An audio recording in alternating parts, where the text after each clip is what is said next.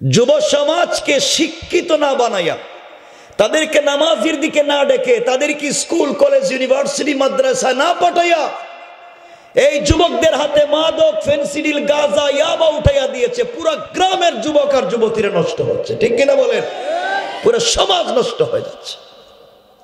হুজুর, এই যে আমরা এগুলা হতে চাই না, আল্লাহর পথে দিয়ে একটা কথা বলুন।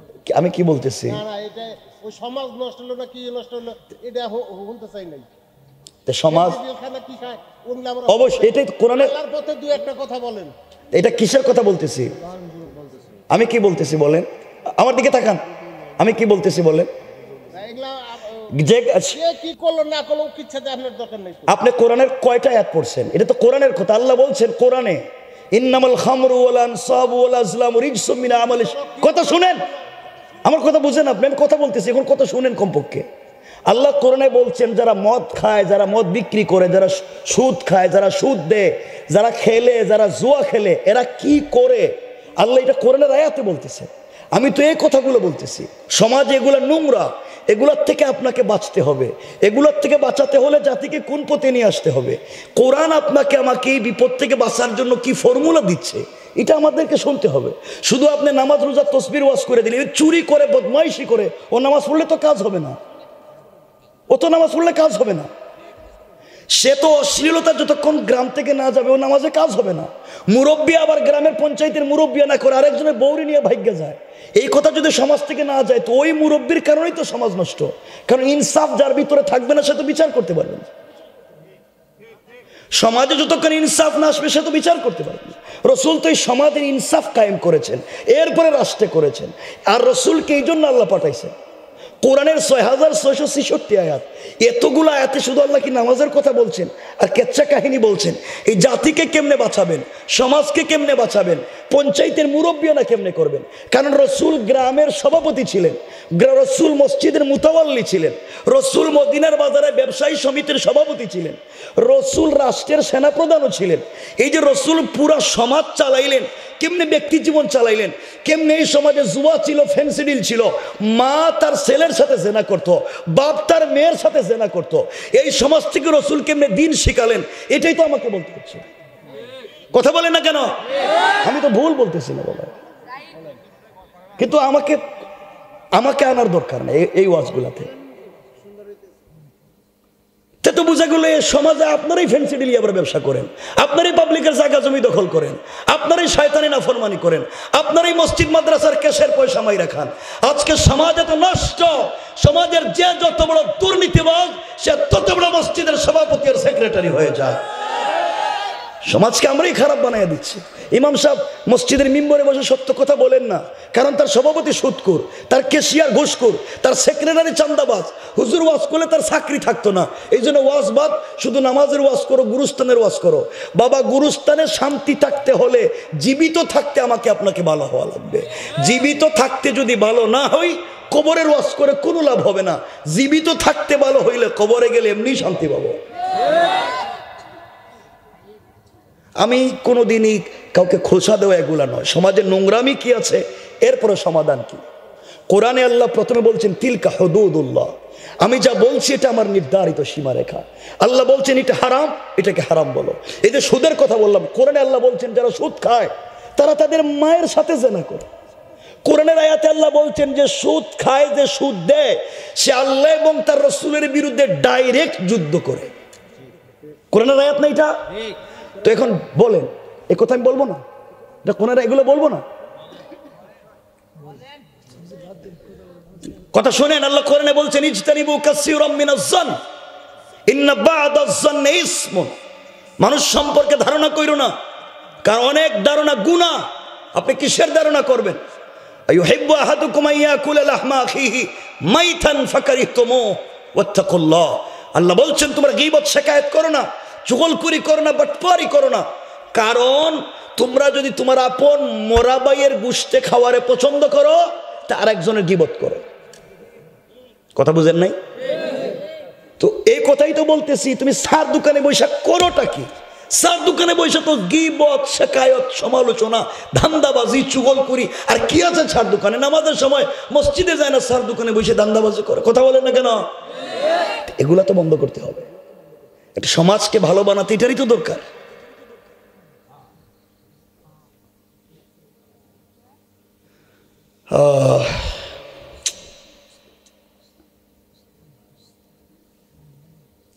আল্লাহ আপনাদেরকেও মাফ করুক, আমাকে মাফ করুক। আমার কথা ভাই বুঝছেন আপনি? আপনার কোনো প্রশ্ন থাকলে বলেন না, আপনার প্রশ্ন থাকলে বলেন, আমি হেটার উত্তর দিয়ে আলোচনাটা সংক্ষেপ করে শুরু করি। কারণ আমি যাওয়ার পর আর কোনো কথা বলা যাবে না, কালকে আর কোনো সমালোচনা করা যাবে না।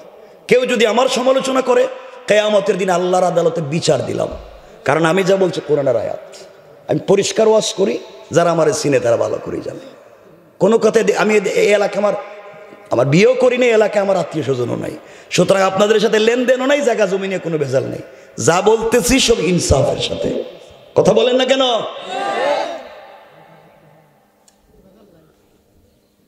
আল্লাহ আমাকে হেফাজত করুক। সমাজে এতগুলা যে নোংরামি, এই নোংরামির থেকে সমাজকে বাঁচানো দরকার আছে। বলেন সমাজে যে এত খারাপ কাজ, এই খারাপ কাজ থেকে সমাজ বাঁচাতে হবে। ওই বাঁচাতে হলে এগুলার অন্যায় থেকে বাঁচার পথ আর পদ্ধতি কি, এটা আল্লাহ কোরআনে আবার বর্ণনা করেছেন। আমি যে আয়াত পড়ছি এর উপরে আরো 3 আয়াত, আর এইটা 4 নম্বর আয়াত। এই 4 আয়াতে 3 আয়াতে মিলে আল্লাহ 4টা কথা বলছেন। এই 4 কথা যদি আপনি 4টা আমল করেন, এগুলা বাদ দেন, তাইলে আপনি মরলে জান্নাতি। আর যদি আপনি এগুলা বাদ না দিতে পারেন, তাহলে আপনি মরলেও জাহান্নামে যেতে হবে। কোথায় যেতে হবে? কোথায়? জাহান্নামে যেতে। এই যেমন কোরআন হাদিস বোঝা লাগবে। আল্লাহর ওয়াস্তে আপনি নামাজ পড়লেন মসজিদে গিয়া, আল্লাহর হুকুম মানলেন, রসুলের তরিকা মানলেন। এই আপনি মুসল্লি মসজিদ থেকে বাইরিয়া, এখানে যদি এলাকায় বাজার থাকে, এই বাজারে গিয়ে আপনি ব্যবসায়ী মসজিদে নামাজ পড়লেন ঠিক মতো, কিন্তু আপনি মসজিদ থেকে বাইরিয়া ওজনে কম দিলেন। কথা বলে না কেন? ওজনে কম দেয় না তো? বলেন মসজিদের ইবাদতের বাহিরের কাজে মিল আছে? তার নামাজ তারে আল্লাহর ভয় ঢুকাইতে পারছে? বই যদি থাকতো তাহলে ওজনে কম দিত না। বই যদি থাকতো পচা সবজিরে তাজা বলে বিক্রি করতো না। বই যদি থাকতো 2 মাস আগের ইলিশ মাছ রে এইমাত্র ইলিশ মাছ নিয়ে আসছে বলে বিক্রি করতো না। ভয় যদি থাকতো তাইলে 2 নম্বর সুতারে 1 নম্বর সুতা বলে বাজারে বিক্রি করতো না। ভয় যদি থাকতো আরেকজনের 1 সুতা পরিমাণ জায়গা নিজের পিলার দিয়ে নিজের জায়গার ভিতরে ঢুকাইতো না। ভয় যদি থাকতো তাইলে নিজের সম্পত্তি একজন বাবা ছেলেকে যেভাবে দেয় তার মেয়েকেও দিত, কিন্তু আজকালকে সম্পত্তি বন্টন করে ছেলেরা ঠিক মতো দেয়, কিন্তু নিজের মেয়েরে দেয় না। কথা বলেন না কেন? যে বাবা সম্পত্তি বন্টন করে ছেলের দেয়, কোরআনে আল্লাহ বলেছেন সম্পত্তি বন্টন করতে, বাবার সম্পত্তিতে ছেলে যেখানেই পাবে মেয়ে সেখানেই পাবে। কথা বুঝলেন? বাবার সম্পত্তিতে ছেলে যেখানেই পাবে মেয়ে সেখানেই পাবে। হয়তো অংশে কম পাবে, কিন্তু সে পাবে।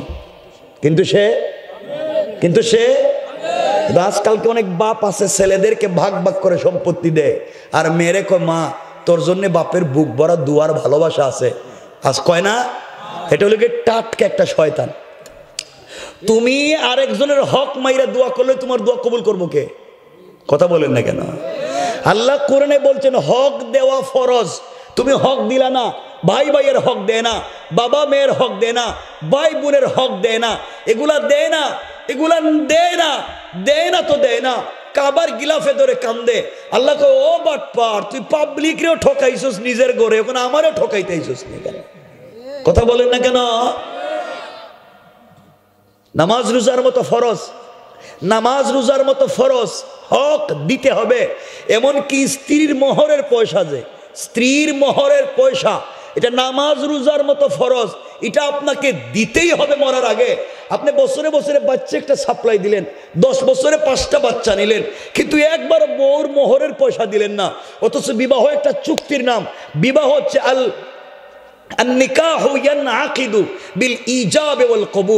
বিবাহ হচ্ছে 2টা শব্দের নাম, 2টা শব্দে সংগঠিত হয়ে যায়। দুইজন 2টা শব্দ বলবে, এই চুক্তিতে কয়েকটা টাকা নির্ধারিত করে বিবাহ হয়, হয়তো নগদ না হয় বাকি। যার নাম মোহর। নামাজ রোজা যেমন ফরজ, স্ত্রীর মোহর দেওয়াও ফরজ। এখন আমরা নামাজ রোজা করি ঠিকই, কিন্তু বউর পয়সা দিই না। কথা বলে না কেন? বউর স্ত্রীর পয়সা দেন না, এটা তো ফরজ।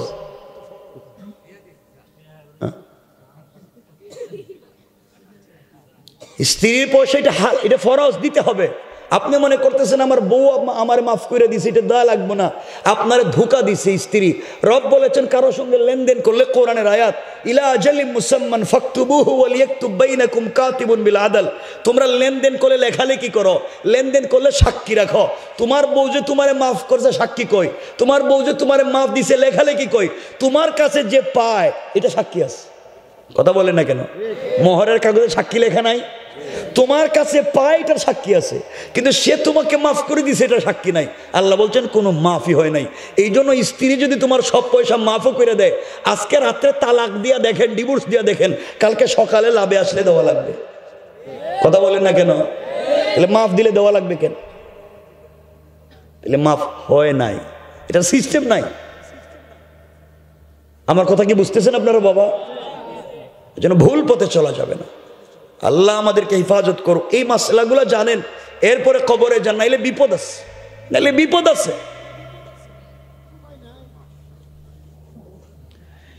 এই অন্যায় থেকে নিজেকে বাঁচানোর জন্য গুণ লাগবে 4টা। কয়টা বলেন? কয়টা? 4টা। আল্লাহ রাব্বুল ইজ্জত ওয়াল জালাল কোরআনে কারীমের 19 নম্বর পারা 25 নম্বর সূরা, সূরা আল ফুরকানের 63 নম্বর আয়াত থেকে আল্লাহ বললেন, ওয়া ইবাদুর রাহমানিল্লাযীনা ইয়ামশুনা আলাল আরদি হাওনা। আল্লাহ রাব্বুল ইজ্জত ওয়াল জালাল বলছেন, মুসলমানেরা, এই দুনিয়ার জমিনে যারা আমি আল্লাহর গোলাম দাবি করবে, আশিক রাসূল দাবি করবে, আমি আল্লাহর গোলাম নিজেকে মনে করবে, বান্দারে, আল্লাহর গোলামের 1 নম্বর গুণ হলো, আমার গোলাম দুনিয়ার জমিনে চলার পথে কোনোদিন অহংকার করতে পারে না। কি করতে পারে না? আওয়াজ করে বলেন, কি করতে পারে না?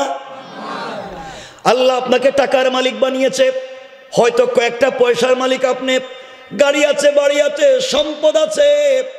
এই জন্য যদি আপনি ভাব দেখান, অহংকার করেন, আমার আল্লাহ চাইলে 10 তলা থেকে থাবড়াইয়া গাছতলায় নামাইয়া দিতে আমার আল্লাহর 1 মিনিটও দেরি হবে না। কোন ঠিক কিনা?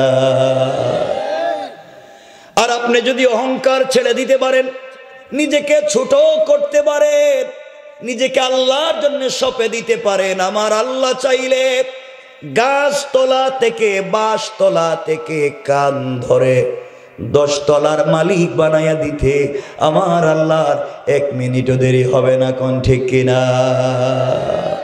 আল্লাহ চাইলে পারবে। এই জন্য অহংকার করা যাবে না। করবেন আপনারা? আপনারা করেননি? আপনারা তো ফেরেশতা পর্যায়ে পৌঁছে গেছেন, এরা করে না। আজ থেকে 50 বছর আগে এলাকায় খবর নেন, আজ থেকে 50 বছর আগে অনেকের ঘরে ছিল লাখ লাখ টাকা এলাকায়, হয়তো অনেকের ঘরে লাখপতি ছিল।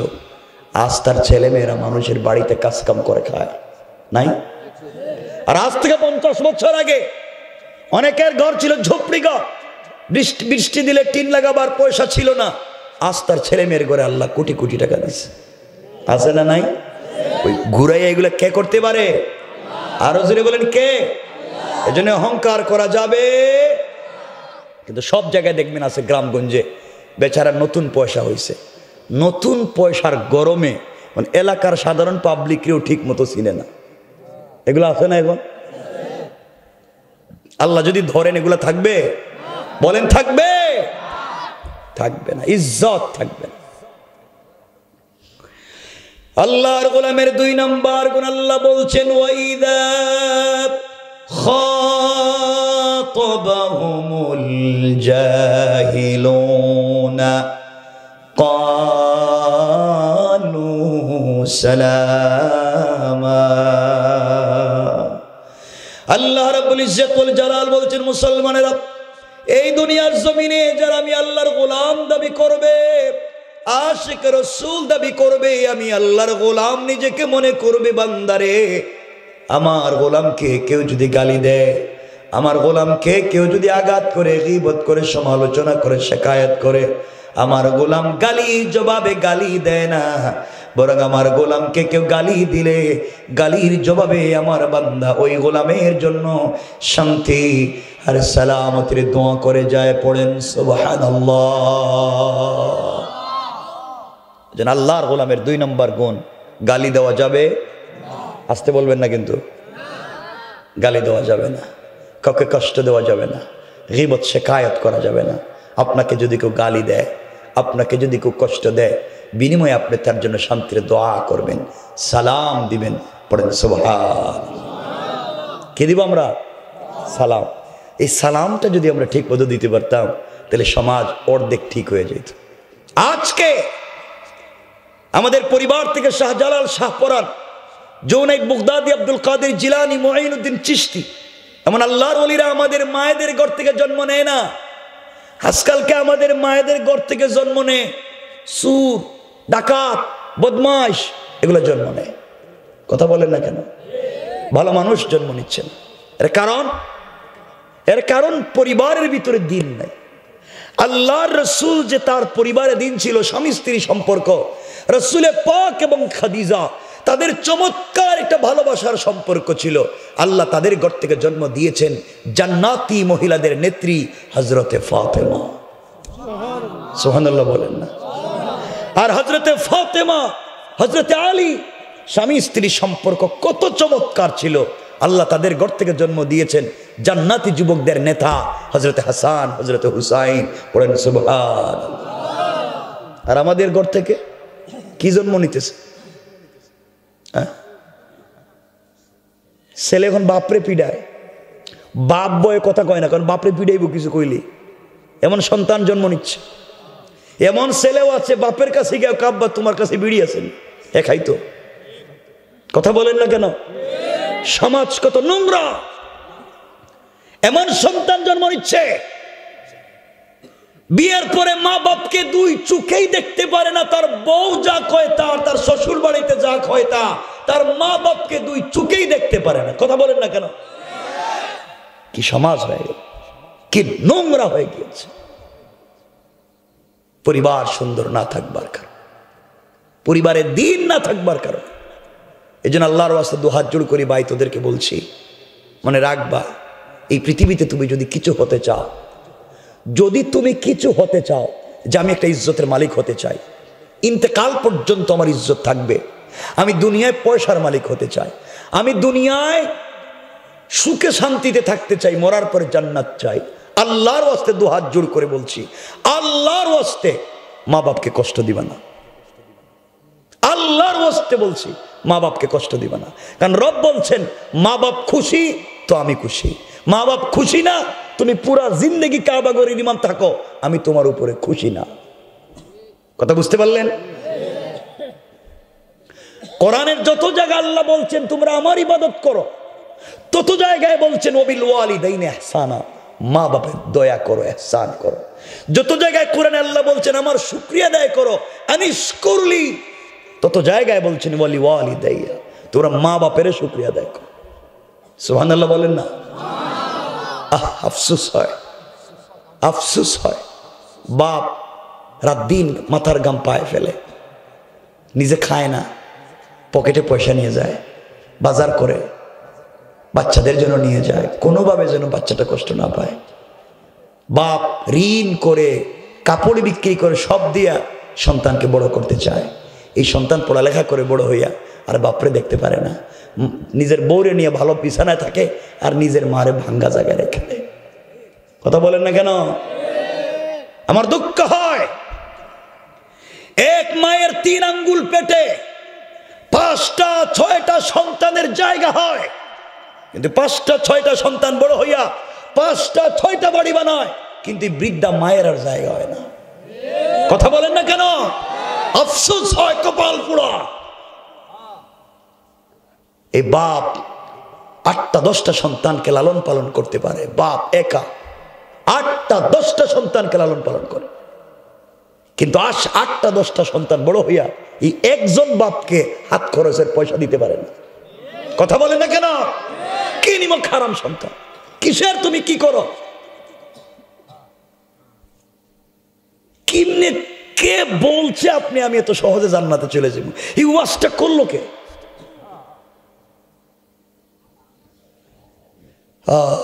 এত সহজ না। এই জন্য আল্লাহর ওয়াস্তে সন্তান বন্ধু বান্ধবের সঙ্গে আড্ডা দিয়া দেখবেন শ্বশুর বাড়িতে গিয়া শাশুড়ির আম্মা আপনি আঙ্গুর খাইবেন না আপেল খাইবেন, আর নিজের মারে কয় বুড়া বেটি বুড়া। কথা বলেন না কেন? 50 টাকা হাতে দিতে ধরে দিতে পারেন। আফসোস হয় এই সন্তানের জন্য নিমক হারাম।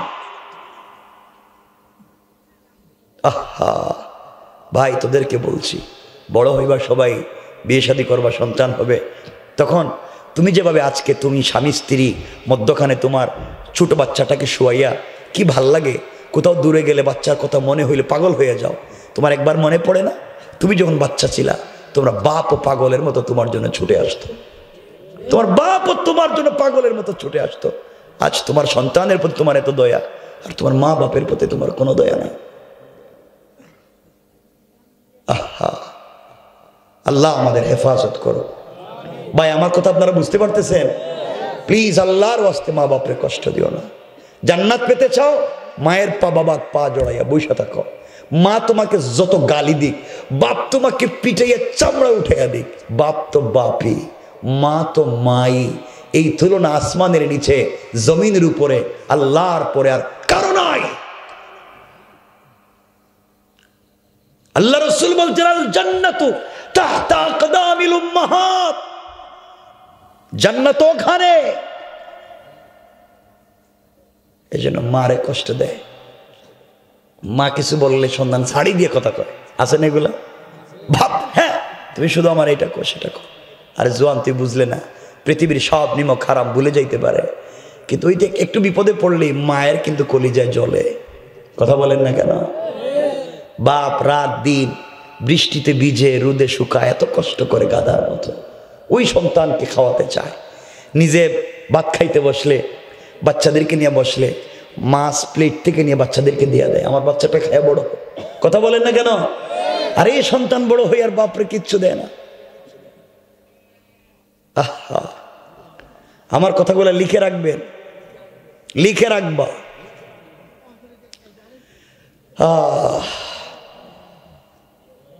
সন্তান কথাগুলো শোনো যুবক ভাইরা, আমিও তোদের মতো এক ভাই। আল্লাহ আমার এই দুনিয়া বহুত দেখাইছে, দুনিয়ার কোনো জায়গায় শান্তি নেই, কোনো জায়গায় শান্তি নেই। তোমার মনের কথা কাউরে বইল না, তুমি বিপদে আছো কাউরে বইল না, সুযোগ পাইলে তোমার বন্ধু তোমার পিঠে ছুরি ঢুকাইয়া দেব। তুমি মনের কথা সেজদায় বলো আল্লাহকে। আল্লাহ বলছেন হাসবি আল্লাহ, বান্দা তুই আমার কাছে আয়, সেজদায় আয়, আমিও তোর কাছাকাছি থাকবো। মিন হাবলিল ওয়ারিদ, আমার কাছে কানে কানে বল কি হইছে, কেউ না শুনলে আমি শুনবো, কেউ না দেখলেও আমি দেখব। সবাই তোকে বিপদে ফালাইয়া দিলে আমি কথা দিলাম তোকে আমি হেফাজত করে দেব। সুবহানাল্লাহ জুড়ে পড়েন। তার নাম রব, তার নাম রব। আমার কথা কষ্ট পাচ্ছেন আপনারা? আমি সংক্ষেপ করে দিচ্ছি, কথা লম্বা করতে আর চাচ্ছি না। অসুবিধা হচ্ছে না তো? শুধু জওয়ানেরা শোনো ভাই কি বলতে চাই। ও যুবক ভাই, তোদেরকে বলছি শোনো, মা বাপের একটু একটু খিদমত করো। আর তোমরা তো প্রেম ভালোবাসা নিয়ে ব্যস্ত, বিয়ে তো তোমাদের কপালে নাই, কিন্তু 2-4-5টা করে প্রেম করো, আমার আপত্তি নাই। তোমরা যদি মন চায় করো, এটা হারাম কাজ, আমি বলছি এটা কইরো না। জোয়ান আমিও তো প্রেম করি, আমার দিকে তাকাও। আমার বয়স কি 70-80? বলো না কেন? আমিও তোমাদের মতো জোয়ান, আমিও প্রেম করি, তোমরাও প্রেম করো। তোমরা ভুল জায়গায় প্রেম করেছো, তোমরা প্রেমের জায়গা বুঝোনি, এই জন্য বিপদগ্রস্ত হও। যুবক, তুমি যেই মেয়ের প্রেমে পড়েছ, যার সঙ্গে প্রেম করে মা বাপের সঙ্গে খারাপ ব্যবহার করো, যার সাথে সম্পর্ক রক্ষা করতে গাঁজা ফেন্সিডিল ধরেছ, যার সাথে সম্পর্ক টিকাতে গিয়ে পড়ালেখায় লাল বাতি জ্বালাইছ, যার সাথে সম্পর্ক ঠিক রাখতে পয়সা ইনকাম করে সব ওই মেয়ের পিছনে খরচ করছো, ওই মেয়েটাকে গড়ে উঠাইতে গিয়ে মা বাপের ইজ্জত নষ্ট করছো, পুরা জিন্দগির চিন্তা ওই মেয়েকে নিয়ে। কসম রব্বে পাকের জাতের যুবক, জানিস না ওই মেয়ে যদি আগামীকালকে সকালবেলা তোমার চাইতে স্মার্ট, তোমার চাইতে টাকাওয়ালা আরেকটা যুবককে পেয়ে যায়, হয়তো তোমাকে ভুলে যেতে 1 মিনিটও লাগবে না। ঠিক কিনা বলে? ভুলে যাবে তোমাকে, 1 মিনিটও সময় নেবে না। রব আফসুস করে, এটা কোরআনের আয়াত বানাইয়া বলতেছি না, রব আফসুস করে বলছেন, ইয়া আইয়ুহাল ইনসান, এই মানুষ তোদের কি হয়েছে, কে তোকে ধোঁকা দিল? মা গাররাকা বিরব্বিকাল কারীম, আমার মতো মহান রব থেকে কে তোকে ধোঁকা দিয়ে ভুল পথে নিয়ে গেল? অথচ আল্লাযী খালাকাকা, আমি তোরে বানাইছিলাম, আমি তোরে না বড় করছি, আমি না তোর অক্সিজেন দিছি, তুই কেমনে আমাকে ভুলে গেলি? এই জন্য আল্লাহর ওয়াস্তে আমরা এই ভুল পথে যাব না। প্রেম যদি করতে হয় আল্লাহর সঙ্গে করেন। আমার আল্লাহ তো মাঝে মাঝে আমার রসুলের সঙ্গে প্রেম করতেন, আমার রসুলকে আমার আল্লাহ ভালোবেসে ফেলেছিলেন। মাঝে মাঝে আমার আল্লাহ ডাক দিতেন, ইয়া আইয়ুহাল মুজাম্মিল, ইয়া আইয়ুহাল মুদাসসির, কুম ফানজির ওয়া রাব্বাকা ফাকাব্বির ওয়া সিয়াবাকা ফাতাহির। আমার আল্লাহ মাঝে মাঝে ডাক দিয়ে বলতেন, ও মুহাম্মদ কলিজার টুকরা বন্ধু, প্রেমিক হাবিব, তুমি আয়েশার সঙ্গে খাদিজার সঙ্গে কম্বলের নিচে ঘুমাই আছো, আমি লা তাখুযুহু সিনাতু ওয়ালা নাওম, সারা রাত জেগে আছি, একটাবার তোমার সঙ্গে কথা বলতে চাই, তুমি কেমনে ঘুমাও? আমি যে ঘুমাই না বন্ধু, তুমি কম্বলের নিচে। আল্লাহু আরশে ইস্তাওয়া, আমি আরশে আজিমে একা একা ভাল লাগে না বন্ধু, একটাবার উঠো না, কম্বলটা ছাড়ো না, ঠান্ডা পানি দিয়ে ওযু করে একটাবার সিজদায় পড়ে আমাকে সুবহান বলে ডাক দেও, আমি রব আরশে আজিমে থাকবো না, সাথে সাথে তোমার ঘরের দরজায় হাজির হয়ে যাব। হাজির রব, তার নাম রব তোমাকে ডাকে, রব তোমাকে কাছে পেতে চায়। তুমি কেমনে সে রবকে ভুলে থাকো? আমার কথা কষ্ট পাচ্ছেন? কথাগুলা দিল দিয়ে শুনো, খুব সংক্ষেপ করে বলতেছি, দেখেন আমার দিকে তাকান। এই নোংরামি থেকে যদি সমাজকে বাঁচিয়ে আল্লাহর সাথে সম্পর্ক করতে হয়, একটা শব্দ বলছি, হাসবি আল্লাহ। কি বলছি? আল্লাহর সঙ্গে, আল্লাহকে যথেষ্ট মনে করেন। আল্লাহর সঙ্গে যদি ভালোবাসা করতে পারেন, কার সাথে? আমার সাথে বলেন, কার সাথে? আল্লাহর সাথে যদি সম্পর্কটা করতে পারেন, পৃথিবীতে বাইচা থাকলেও জান্নাতের স্বাদ নিতে পারবেন। আপনার কি দরকার? একটা বাড়ির দরকার, তো কিছু পয়সার দরকার, আল্লাহর সাথে সম্পর্ক করেন, রব আপনাকে সব দিয়ে দিবে। এই কথাটা খুব মনোযোগ দিয়ে শুনেন, হয়তো আপনার আমার জিন্দেগির পরিবর্তন হয়ে যেতে পারে। মনোযোগ দিয়ে শুনুন। এই যে আল্লাহর সাথে যদি আপনার সম্পর্ক হয়, কথাটা বুঝবেন, সম্পর্ক কার সাথে? সকল কাজে যথেষ্ট মনে করবো কারে? এই বিশ্বাসটুকুন থাকে যদি, আল্লাহ আমার জন্য যথেষ্ট, আল্লাহ চাইলে আমাকে দিতে পারে, এই কথাটার বিশ্বাস যদি রাখেন, কসম পৃথিবীতে যা চাইবেন রব তা দিয়ে দেবে। একটু জোরে বলেন। এই কথাটা আপনাদেরকে শোনায় আমরা আলোচনা শেষ করে দিতে চাই। আমার মুসলমান বন্ধুগণ, গভীর মনোযোগ, কথাগুলো দিল দিয়ে শুনেন কি বলতে চাই। আল্লাহর রাসূলের কলিজার টুকরা মেয়ে হযরতে ফাতেমা রাদিয়াল্লাহু তাআলা আনহা তখন পর্যন্ত দুনিয়ার জমিনে ছোট, চলার পথে সামাজিকভাবে এক এলাকায় বসবাস করে এক ইহুদির মেয়ের সঙ্গে তার সম্পর্ক হয়ে গেল। ইহুদির মেয়ের সঙ্গে হযরতে ফাতেমার বন্ধুত্বের সম্পর্ক হয়ে গেল। লম্বা কথা 1-2 দিনের না, দীর্ঘদিন পর্যন্ত ইহুদির মেয়ের সঙ্গে হযরতে ফাতেমার সম্পর্ক হয়ে গিয়েছে। ফাতেমার চরিত্র দেখে মেয়েটা পাগল হয়ে গিয়েছে। এত ভদ্র, এত সুন্দর মানুষ পৃথিবীতে হয় কেমনে? এত আমানতদার, এত সৎ চরিত্রবান মানুষ পৃথিবীতে হয় কেমনে? এই মেয়েটা আস্তে আস্তে করে হযরতে ফাতেমার চরিত্রের মধ্যে পাগল হয়ে গিয়েছে।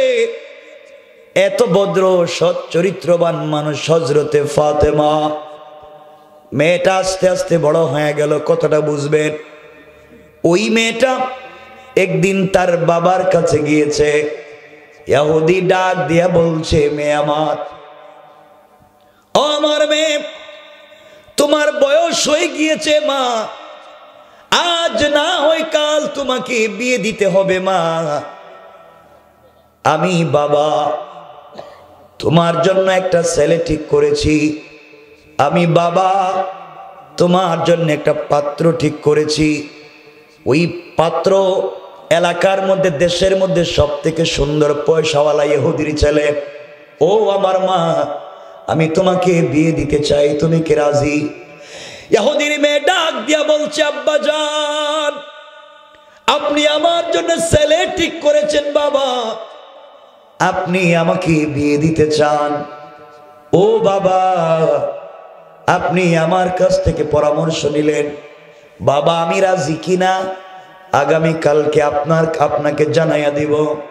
আগামীকাল সন্ধ্যা পর্যন্ত তুমি আমাকে একটু সময় দিবা। এই কথা বলে মেয়েটা বাবার কাছ থেকে বিদায় নিয়া দুনিয়ার কোন মানুষের সঙ্গে পরামর্শ করে না, দুনিয়ার কোন মানুষের সঙ্গে কথা বলে না। এক পর্যায়ে ফাতেমার কাছে সকালবেলা মেয়েটা চলে এসেছে, ডাক দিয়া বলছে, ফাতেমা, আজ আমি এসেছি আমার লাইফের ফাইনাল সিদ্ধান্ত তোমার কাছ থেকে নিতে। ও ফাতেমা, আমার বাবা আমাকে বিয়ে দিতে চায়, আমি তোমার কাছ থেকে একটা পরামর্শ নিতে এসেছি। ফাতেমা, আমার বাবা আমার জন্য একটা ছেলে ঠিক করেছে, আমি চিন্তা করে দেখেছি পৃথিবীর কার সঙ্গে পরামর্শ করব। বাবা বলছে, সাথে সাথে বাবার কথা মেনে নেব নাকি পরামর্শ করব? এই পৃথিবীতে আমার আত্মীয় স্বজনের অভাব নাই, কিন্তু কারো সঙ্গে পরামর্শ করতে যাই না। ফাতেমা, তোমার কাছে আমি এসেছি, পরামর্শ নিতে চাই, বলো না বাবার কথায় কি ওই বিয়েতে রাজি হয়ে যাব কিনা? ফাতেমা ডাক দিয়া বলছেন, বোন রে, তোমার বাবা ছেলে ঠিক করেছে, আমার মন বলে পৃথিবীর কোনো বাবারাই চায় না তার মেয়েটা কষ্টে থাকুক। পৃথিবীর সকল বাবারাই চায় তার মেয়েটা স্বামীর বাড়িতে ভালো থাকুক। আমার মন বলছে তোমার বাবা তোমার জন্য যেই ছেলে ঠিক করেছে বিয়েতে রাজি হয়ে যাও। ফাতেমা ডাক দিয়ে বলছেন, বোন রে, আমি রাজি হয়ে যেতে পারি তোমার কথায়, কিন্তু একটা শর্ত আছে। ফাতেমা বলছেন, বোন বলো তোমার শর্ত কি? মেয়ে ডাক দিয়া বলছি, ফাতেমা, আমার সত্য হলো তোমার মতো সৎ চরিত্রবান আমানতদার ভদ্র মেয়ে তুমি যদি আমার বিয়েতে যাও, আমার পাশে বসে আমার মাথায় হাত বুলাইয়া আমার জন্য আল্লাহর কাছে কল্যাণের দোয়া করো, আর সৃষ্টিকর্তার কাছে কল্যাণ কামনা করো, তাইলেই শুধুমাত্র আমি বিয়েতে রাজি। ফাতেমা ডাক দিয়া বলছেন, বোন রে, আমি মুসলিম, তুমি ইহুদি, তোমার বিয়েতে আমি যেতে পারবো না। মানুষ আমার বাবাকে গালি দিবে, টিটকারি করবে, এই জন্যে আমি যেতে পারবো না। মেয়ে ডাক দিয়া বলছে, ফাতেমা, এই পৃথিবীতে একমাত্র কেবলমাত্র আমানতদার বিশ্বস্ত তোমাকে মনে করি। তুমি যদি আমার বিয়েতে না যাও, আমি কথা দিলাম মরে যেতে পারি, আসমান জমিন ভেঙ্গে যেতে পারে, কিন্তু তোমাকে ছাড়া আমার পাশে না বসাইয়া এই পৃথিবীর কোন ছেলেকে কোনদিন বিয়ে করতে রাজি না। সুবহানাল্লাহ জোরে বলে। আপনাদের কষ্ট হচ্ছে? 12টা হয়ে যাচ্ছে, আমি রেখে দিতে চাই। কষ্ট হচ্ছে আপনাদের? কিন্তু আপনাদের আওয়াজে মনে হইতেছে কষ্ট হচ্ছে, কিন্তু অনেক জোরে কথা বলতে হয়তো মাইকের কারণে। আমার বন্ধুগণ, যে কথা বলতে চাই এক পর্যায়ে হযরতে ফাতেমা ডাক দিয়া বলেছেন, বোন রে, তুমি যদি আমার জন্য এমন ভালোবাসা থাকে, আমি তোমার বিয়েতে মুসলিম হিসেবে যেতে পারি না। মেয়ে বলতেছে, ফাতেমা, পৃথিবীর কোনো মেয়েকে তোমাকে ছাড়া বিয়ে করব না। এক পর্যায়ে ফাতেমা আবেগী হয়ে গেলেন, ভালোবাসা ধরে রাখতে পারলেন না। আরে আমার চরিত্র দেখে অন্য ধর্মের একটা মেয়ে আমাকে বিশ্বাস করে, আমাকে আমানতদার মনে করে, তার মাথায় হাত বুলাইয়া দোয়া করতে বলে। এক পর্যায়ে ফাতেমা বলে ফেললেন, বোন রে, ইনশাআল্লাহ কথা দিলাম আমি তোমার বিয়েতে যাব, চলে যাও। মেয়েটা খুশি হইয়া বাবার কাছে গিয়ে বলছে, আব্বা, তুমি আমার জন্য ছেলে ঠিক করেছো। বাবা, আমি ওই বিয়েতে রাজি। ছেলেটা কেমন দেখতে চাই না, ছেলেটা সুন্দর কিনা জানতে চাই না, ছেলেটার পয়সা আছে কিনা, গরু বাড়ি আছে কিনা জানতে চাই না। তুমি বলেছো ছেলেটা ভালো, আমি রাজি। ইহুদি খুশি হয়ে গিয়েছে, আহারে আমার মেয়ে রাজি, আমার একমাত্র মেয়ে, আমার এত পয়সা, এক সন্তান, বিয়েতে রাজি হয়ে গিয়েছে, আমার জীবনে আর কোনো কষ্ট নাই। মেয়েটা দাঁড়ায়া বলছে, আব্বা জান, পৃথিবীতে আপনার সামনে কোনোদিন কথা বলি নাই, আজ আমি জানাইয়া দিলাম বাবা, আমি যে বিয়েতে রাজি, আমার একটা শর্ত আছে। ইহুদি ডাক দিয়া বলছে, মা রে, তোমার শর্ত কি? বাবা, আমার শর্ত হলো ওই বিয়েতে আমি রাজি, আমার বান্ধবী মোহাম্মদ ইবনে আব্দুল্লাহর মেয়ে ফাতেমাকে এই বিয়েতে ইনভাইট করেছি, দাওয়াত করেছি, ও কিন্তু আমার বিয়েতে আমার পাশে বসবে, এই শর্তে আমি রাজি। কথা শুনে ইহুদির জন্য পায়ে রক্ত মাথায় উঠে গেল। কি বলতে চাও? মোহাম্মদ আমার জাত শত্রু, ও আমার ধর্মের বিরুদ্ধে চলে গিয়েছে, তার নাম শুনলে মাথা ঠিক থাকে না, ওর মেয়েকে যদি আমার বাড়িতে নিয়ে আসো মান সম্মান থাকবে না। ফাতেমা প্রয়োজন বুঝে মেয়েটাকে ডাক দেয়া বলছে, ইহুদি শোনো মারে, ফাতেমাকে যদি ওই বাড়িতে নিয়ে আসতে হয়, প্রয়োজন বোধে তোমাকে জিন্দেগিতে বিয়াই দিতাম না, এইভাবে তোমাকে আজীবন রেখে দেব, এরপরেও তোমার বিয়েতে ফাতেমাকে আসতে দেব না। ইহুদির মেয়ে ডাক দিয়া বলছে, আব্বা জান, এই পৃথিবীতে আজ পর্যন্ত তোমার কাছে কিছুই চাইলাম না, তোমার চোখের সামনে দাঁড়াইয়া কোনো কথা বলি নাই। ও বাবা, তুমি বলেছো ফাতেমা আসলে তুমি আমাকে বিয়ে দিবা না, আমিও তোমাকে আমার ফাইনাল সিদ্ধান্ত জানাইয়া দিলাম, ফাতেমাকে যদি আসতে আপনি বাধা দেন, এই পৃথিবী ধ্বংস হয়ে যেতে পারে, আসমান জমিন ভেঙে যেতে পারে। ফাতেমাকে কাছে না বসাইয়া এই পৃথিবীর কোন ছেলেকে আমি বিয়ে করব না। আল্লাহু আকবার। চিন্তা করলেন? ইহুদি চিন্তায় পড়ে গেছে, আমার একটা মাত্র মেয়ে, তাও পাবলিক জানে আমি বিয়ে ঠিক করছি, মেয়েটা যদি এখন রাজি নাই হয়, ফাতেমাকে ছাড়া যদি বিয়ে করতে নাই যায়, তাহলে মান সম্মান ইজ্জত তো সমাজে থাকবে না। কথা বলেন না কেন?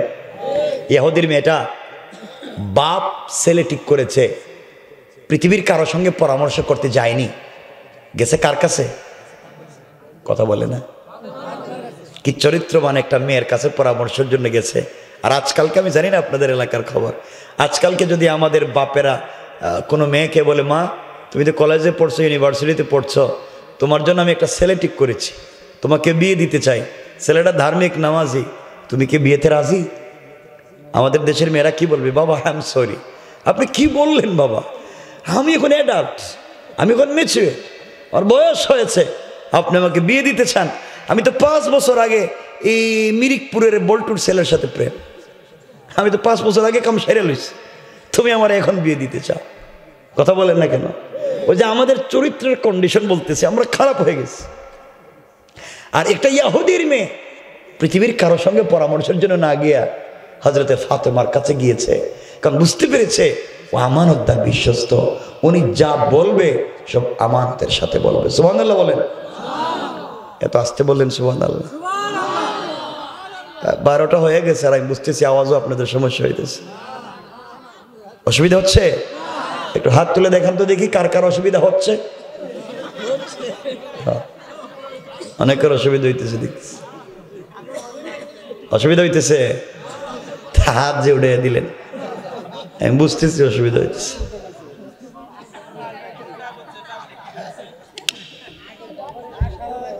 আসলে আল্লাহর কাছে আমিও মনে মনে ইস্তেগফার করতেছি, আল্লাহ আমাকে বসাইছো, কথা বলার তৌফিক দাও, কারণ আমি বুঝতে পারতেছি না এইটাই ঘটনা ঘটলো কি, এই অবস্থা কেন? কষ্ট নাই তো? দেখেন আমি এমনভাবে কথা বলতেছি, বুঝতেই দিচ্ছি না যে মাইকে অসুবিধা, আমাকে জোরে কথা বলতে হচ্ছে। তাহলে আমরা তো আস্তে আস্তে কথা বলি, বসে বসে দূর থেকে কথা কই, কারণ ওটা তো আমার সুযোগ দিতেছে না। আর আপনাদের যে আওয়াজ, মনে হইতেছে এরা নতুন বিয়ে করছে, নতুন বিয়ে করলে মানুষ আস্তে আস্তে কথা কয়। ওরে আল্লাহ রে, ঠিক আছে।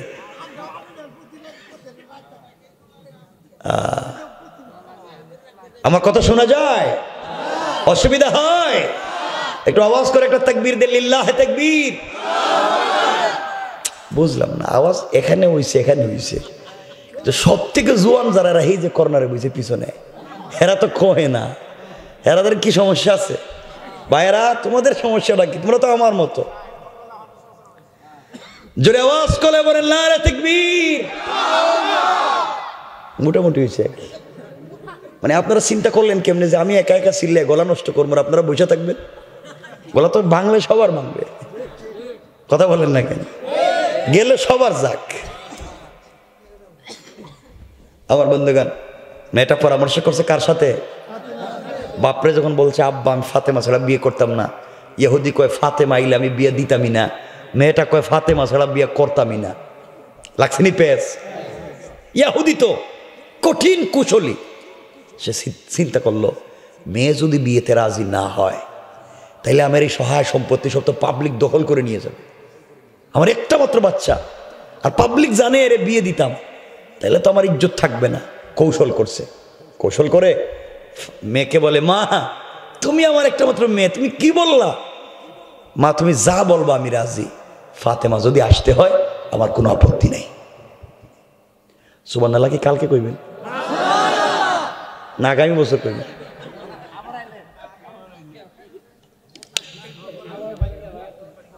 আমার বন্ধুগণ, আমার ভাইরা, ফাতেমা মেয়েটা এই কথা যখন বলছে, আর বাপ যখন এই কথা বলছে মা তোকে বিয়ে দিতে চাই আর তুই রাজি হয়ে যা, ফাতেমা আসলে আপত্তি নেই, মেয়েটা খুশি হয়ে গেছে। বাপ বলতেছে মা আমার ভাই এই যে হুজুর উঠছো কেন?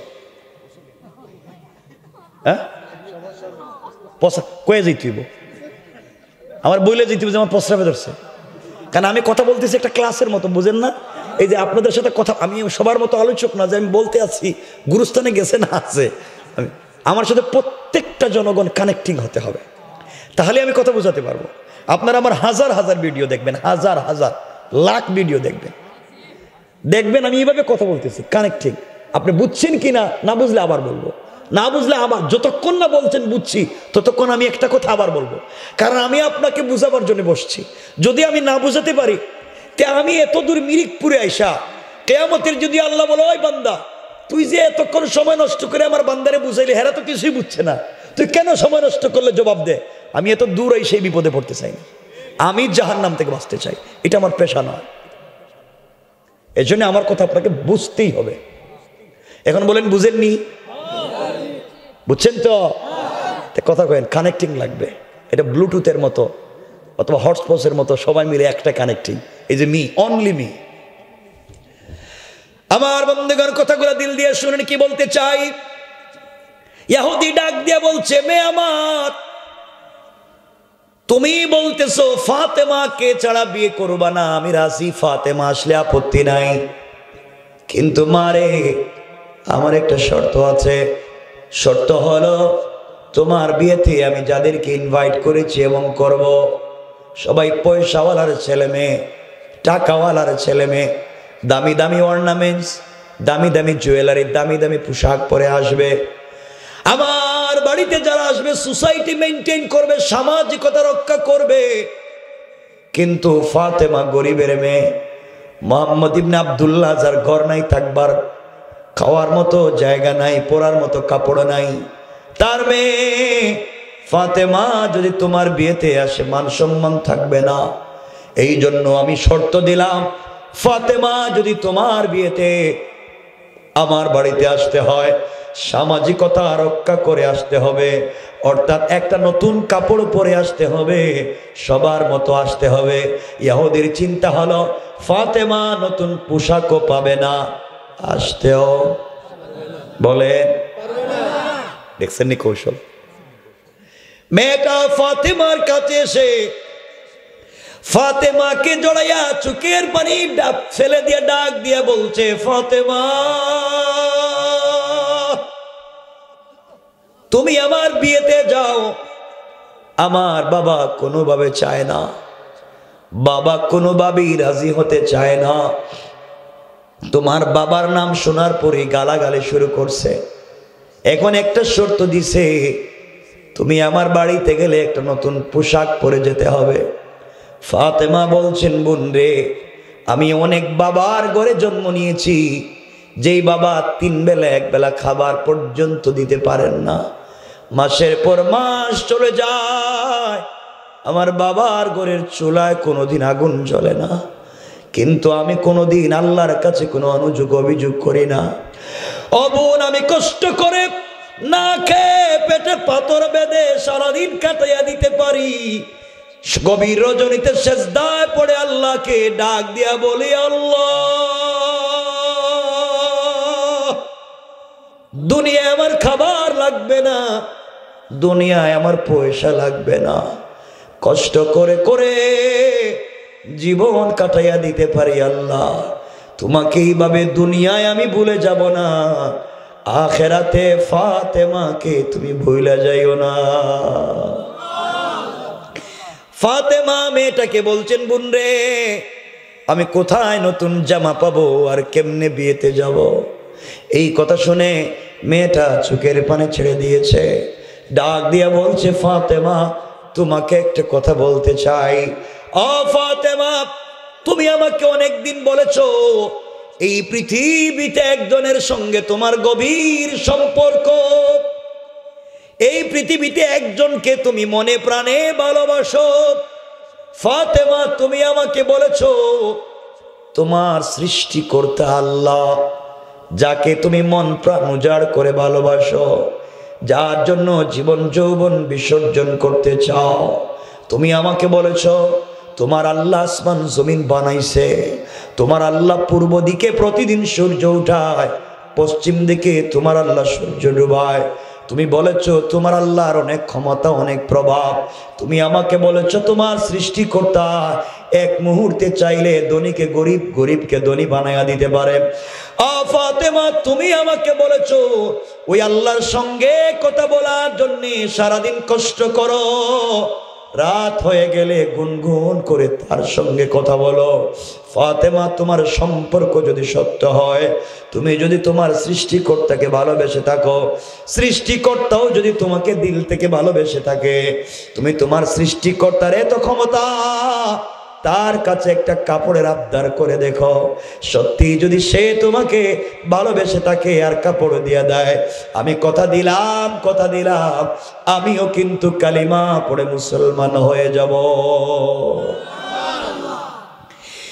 এই কথাগুলো শুনে ফাতেমা বিগি হয়ে গেলেন। এক পর্যায়ে ডাক দিয়ে বললেন, বোন রে, ইনশাআল্লাহ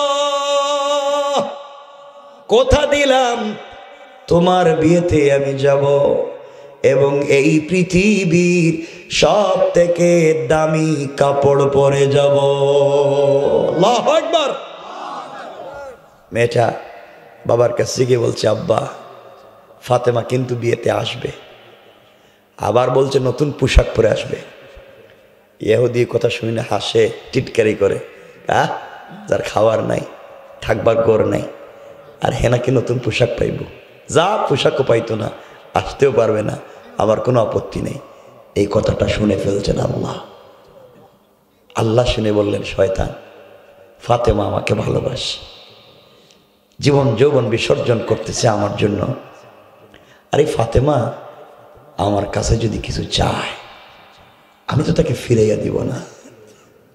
তুই বলছস ফাতেমাকে তোর বাড়িতে যাইতে দিবি না, আর আমি কথা দিলাম ফাতেমাকে এই বাড়িতে নিবই। আল্লাহু আকবার বলেন না। আল্লাহ চাইলে পারবেনি? আল্লাহ পারবেন? এই জন্য আল্লাহ কোরআনে কারিমে বলছেন ওয়া মাকারু ওয়া মাকারাল্লাহ ওয়াল্লাহু খায়রুল মাকিরিন।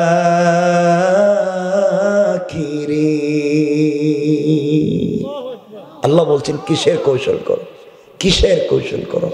তোমাদের চাইতে আমি আল্লাহর কৌশল হাজার হাজার গুণ বড়। তোমরা সিদ্ধান্ত নিছ ফাতেমার এই বাড়িতে যাইতে দিবে না, আর আমি আল্লাহ সিদ্ধান্ত নিলাম ফাতেমার এই বাড়িতে পাঠাবো। আল্লাহু আকবার বলেন না? আল্লাহ চাইলে পারবেন?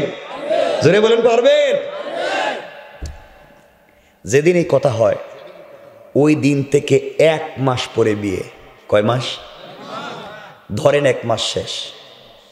1 মাসে অনেক ঘটনা ঘটছে। তারিখ নিয়ে কেনা নিয়ে ফাতেমার কাছে গেছে, ফাতেমা যাবেন না, আরো অনেক ঘটনা আছে, এখানে অনেক বিষয় আছে, সব রাখিয়ে দিলাম, কইতাম না। ডাইরেক্ট বিয়া সংক্ষেপ করার জন্য, কারণ রাত্র 12টার উপরে হয়ে গেছে, 12:15 হয়ে গেছে ভাই, 12:15 না? আর কি না, আমরা তো দেরিতে উঠে পেয়েছি, আমি তো আসছি কখন, উঠাইলেন কখন? কিন্তু ওই যে 12টার পরে সমস্যা কথা বলতে। ওয়াজ একদিনের না 2 দিনের?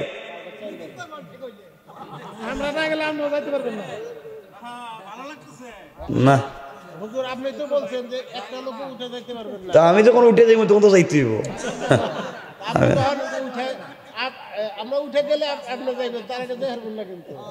না ওই এটা কিন্তু আমার কষ্ট দিতেছে। আমি রাগ করিনি। গত বছর কিন্তু এই মজলিসে এই কার পোলা কি করে, নিশা খায় কি করে, এই হিস্ট্রি উঠাইছিল। এইখানে কিন্তু আপনার এই কথাটা আমি বলছি না, না আমি কখনো কিছু কথা বলতেছেন ভালো লাগতেছে। আমি সব কথারে মিলাইয়া নিয়ে আসতে চাই, কারণ আমরা ওইভাবে আলোচনা করি। সমস্যা এটা, সমাধান এটা। আচ্ছা বলেন, ভালো লাগতেছে না, কিন্তু ঝামেলা আছে, ঝামেলা আছে, মাইকে ঝামেলা আছে। এটা আমার গলায় টানে, বাতাস টানে। আমি 10 ঘন্টা কথা বললে যে ক্ষতি হবে, ওইটা 1 ঘন্টায় ক্ষতি করতেছে, আপনারা বুঝতেছেন না।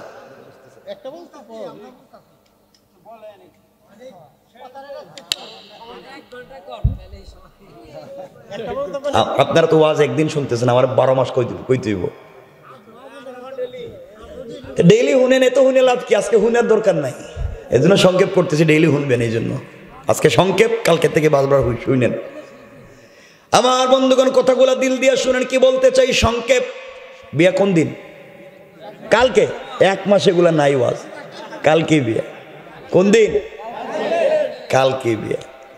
ফাতেমা কাছে এই মেয়েটা সন্ধ্যার পরে আসছে, এসে বলতেছে, বোন কালকে যে আমার বিয়ে, তোর মনে আসেনি?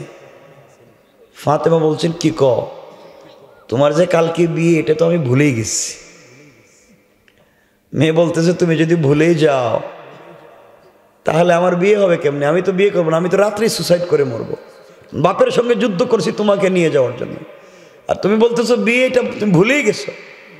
তাহলে তো কাপড়ও কিনো নাই, কাপড় না কিনলে তো বিয়েতেও যেতে পারবে না, তাহলে আমার মরা ছাড়ার কোনো পথ নাই। হজরতে ফাতেমা মেয়েটাকে জড়িয়ে ধরলেন, মেয়েটা হাউমাউ করে কাঁদতেছে। ফাতেমা বললেন, বোন কান্দিস না, আমার সাথে যার প্রেম, আমি যাকে দিল থেকে ভালোবাসি, তিনি তো এখনো আছেন, এখনো 12টা ঘন্টা বাকি আছে। আমি যাকে ভালোবাসি, আমার আল্লাহ, তিনি তো 1 মুহূর্তে সব করতে পারেন। আমার বিশ্বাস এই রাত্রের ভিতরেই আল্লাহ আমাকে একটা ব্যবস্থা করে দিবেন। আর জোরে বলেন সুবহানাল্লাহ। আমার বন্ধুগণ, মেয়েটা চলে গেছে, গভীর রাত্র হয়ে গেছে ফাতেমার। আমাদেরও রাত্র গভীর হয়েছে, ফাতেমারও গভীর হয়েছে। গভীর রজনীতে হজরতে ফাতেমা মুসল্লা বিছাইয়া দিছে। আগেই বলছিলাম আলোচনা শুরুতে, আমরা আল্লাহর কাছে কোথায় চাইব? বলেন তো কোথায় চাইব? বলছিলাম যে রব কাছে থাকেন, কানে কানে বললে রব শুনে। বলছিলাম মনে আছে? চাইতে হবে সেজদায়, আর মনে করতে হবে হাসবি আল্লাহ, আল্লাহ আমাদের জন্য যথেষ্ট। মনে আছে? এই 2টা কথা নিয়ে আলোচনা শুরু করছি। চাইতে হবে কোথায়? সেজদায়। আর আল্লাহকে মনে করতে হবে তিনি যথেষ্ট। তিনি কি? ফাতেমা গভীর রাত্রে সিজদায় পড়ে গিয়েছে। ফাতেমা সিজদায় পড়ে গভীর রজনীতে আল্লাহকে ডাক দিয়া বলেছেন, আল্লাহ, দুনিয়ার জমিনে কাউকে বলবার মতো কেউ নাই।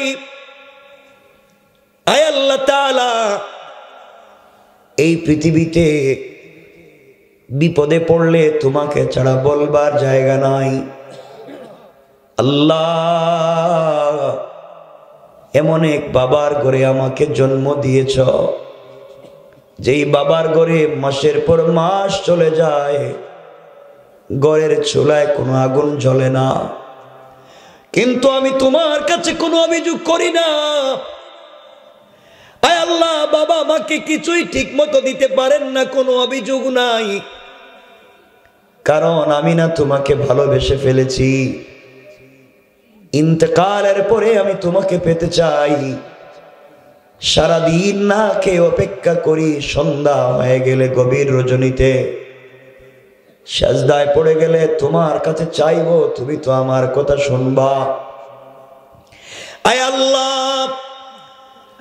আজ যদি আমার মায়ের পেটের একটা ভাই পৃথিবীতে বেঁচে থাকতো, আমি আমার ভাইয়ের কাছে গিয়ে বলতাম, ভাই কিন্তু আমাকে ফেলে দিত না। আল্লাহ, এই পৃথিবীতে যে ফাতেমার একটা ভাই নাই, এই পৃথিবীতে যদি আমার কলিজার টুকরা মা খাদিজা বেঁচে থাকতো, আমার মা মক্কার সব থেকে বড় পয়সাওয়ালা নারী ছিলেন, কিন্তু বাবাকে ভালোবেসে তোমার রাস্তায় সবগুলা সম্পত্তি দান করে দিলেন। আল্লাহ, এই পৃথিবীতে আমার মাও নাই, আমি কার কাছে গিয়ে মনের ব্যথা বলবো? বাবা রাত দিন তোমার দিনের জন্য মানুষের বাড়িতে বাড়িতে দাওয়াত দিতে থাকে। আয় আল্লাহ, আজ আমি তোমার কাছে একটা জিনিসের আবদার করতে চাই, সিজদায় পড়ে তোমাকে বলতে চাই, এটা ফাতেমার চাহিদা পূরণের জন্য না, ফাতেমার সৌন্দর্য বাড়াবার জন্য না। আল্লাহ, আমার বাবা দিনের দাওয়াত নিয়ে মানুষের বাড়ি বাড়ি যায়, হাটে মাঠে যায়, আমি মেয়ে মানুষ হওয়ার কারণে যেতে পারি না। আজ তোমার কাছে একটা জিনিসের আবদার করতে চাই। ফাতেমা তোমার জন্য এত পাগল, সত্যি আমি একা ভালোবাসি না, তুমিও আমাকে ভালোবাসো। আমি একটু জানতে চাই, আজ আমি তোমার কাছে একটা কাপড়ের আবদার করতে চাই। ওই কাপড় পরে ইহুদির মেয়ের বিয়ে বাড়িতে যাব, এটা আমার সৌন্দর্য বাড়াবার জন্য না, আমার যেন দিনের দাওয়াত হয়ে যায়। ওই কাপড় পরে ইহুদির মেয়ের বিয়ে বাড়িতে যেতে চাই। এই বাড়িতে যত মহিলারা জমা হবে, সকল মহিলারা যেন আমি ফাতেমার কাপড়ের দিকে তাকাইয়া কালিমা পড়ে মুসলমান হয়ে যায়। হযরতে ফাতেমা সিজদায় পড়ে ভাবে কাঁদতেছে, কাঁদতে কাঁদতে নামাজ শেষ করে মুসল্লা রেখে দিয়েছে। হঠাৎ করে গভীর রজনীতে দরজা জানালা ঘরের বন্ধ, হঠাৎ করে তাকাইয়া দেখে ঘরের কর্নারে দুইটা কাপড়ের প্যাকেট। জোরে কন্যা সুবহানাল্লাহ। ফাতেমা চিন্তা করেন, দরজা জানালা বন্ধ, কাপড় দিয়ে গেল কে? দুইটা প্যাকেট হাতে নিলেন, কাপড়গুলো হাতে নিয়ে কোনো কথা না বাড়িয়ে দৌড় দিলেন কলিজার টুকরা প্রিয় বাবার কাছে। নবীজির কাছে গিয়ে বলছেন, আব্বা, আমি নামাজে আল্লাহর কাছে কাপড়ের কথা বলছিলাম, কাঁদতেছিলাম, কিন্তু এই কাপড় কে দিয়ে গেল? দরজা জানালা বন্ধ ছিল বাবা, আমি তো বুঝতে পারি না। রাসূল পাক কাপড়ের প্যাকেটগুলো হাতে নিলেন, একটা প্যাকেট খুলে দেখেন, একটা প্যাকেটের ভিতরে একটা সালোয়ার, একটা কামিজ, আরেকটা প্যাকেটের ভিতরে একটা ওড়না। অর্থাৎ তিনটা কাপড়, সালোয়ার, কামিজ আর ওড়না। এত ডিজাইন করা, সালোয়ার কামিজে স্টোন দিয়া পাথরের টুকরা দিয়ে ডিজাইন করা, আর ওড়নার মধ্যে গ্লাসের টুকরা দিয়ে ডিজাইন করা। পৃথিবীর কোনো ফ্যাশন ডিজাইনের সঙ্গে যায় না, পৃথিবীর কোনো ফ্যাক্টরির কাপড়ের সঙ্গে যায় না। প্যাকেট খুলবার সাথে সাথে দুইটা প্যাকেটের ভিতর থেকে জান্নাতুল ফিরদাউসের মিশকে আম্বরের গ্রাম বের হয়ে গিয়েছে। নবীজি চিন্তায় পড়লেন, এত দামি ডিজাইনের কাপড় কে দিয়ে গেল, কোত্থেকে আসলো? নবীজি চিন্তা করতেছেন, হঠাৎ করে শুনেন ঘরের দরজায় কে নক করতেছে। নবীজি বলছেন, কে? বাহির থেকে বলতেছে, আনা জিবরাইল। ইয়া রাসূলুল্লাহ, আমি জিবরাইল। নবীজি বললেন, কেন? আপনার সাথে কিছু কথা ছিল। ফাতেমাকে বলেন, মা তুমি একটু ঘরে যাও, আমি দেখি জিবরাইল কি বলতে চায়। আমার বন্ধুগণ গভীর মনোযোগ। জিবরিল আমিন করে ঢুকে গেলেন, আল্লাহ রসুলকে সালাম দিয়া বলছেন, ইয়া রাসূলুল্লাহ, আপনি কাপড় হাতে নিয়ে বড় পরিশান, কোথায় পাইলাম? কাপড়গুলা কোত্থেকে আসলে বড় চিন্তায় পড়ে গিয়েছেন। ইয়া রাসূলুল্লাহ, চিন্তার কোনো কারণ নাই, আমি জিবরিল আমিন ছিলাম সিদরাতুল মুনতাহায়। আল্লাহ আমাকে ডাক দিয়ে বলছেন, জিবরাইল কোথায় রে? আমি বলছি, আল্লাহ আমি তো সিদরাতুল মুনতাহায়। আল্লাহ বলছেন, যাও জান্নাতুল ফিরদাউসে। ফাতেমা একমাত্র আমাকে যথেষ্ট মনে করে সিজদায় পড়ে কান্দে। আমি আল্লাহ সহ্য করতে পারি না, আমাকে যে ভালোবাসে আমিও তো তাকে ভালোবাসি।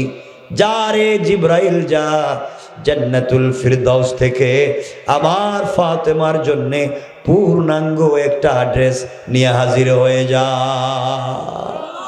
ইয়া রাসূলুল্লাহ, আপনার হাতে যে কাপড়, ওইটা জান্নাতুল ফিরদাউস থেকে একটু আগে আমি রেখে গেলাম। আল্লাহর রাসূল কাপড়গুলো হাতে নিয়ে কাঁদলেন, তার মেয়েটার সঙ্গে রবের কত সম্পর্ক। নবীজি সাল্লাল্লাহু আলাইহি ওয়াসাল্লামের কাছ থেকে জিবরিল আমিন বিদায় নিলেন।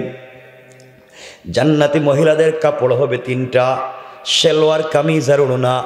এগুলার দাম কত হবে বলবার মতো সময় নাই, কারণ জান্নাতি মহিলাদের পোশাক কত সুন্দর, পোশাকের দাম কত, এটার 2-2.5 ঘন্টার আলোচনা। শুধু এতটুকুন বলতে চাই, ওই কাপড়ের মধ্যে এক একটা স্টোন দিয়া, পাথরের টুকরা দিয়া, গ্লাসের টুকরা দিয়া ডিজাইন করা।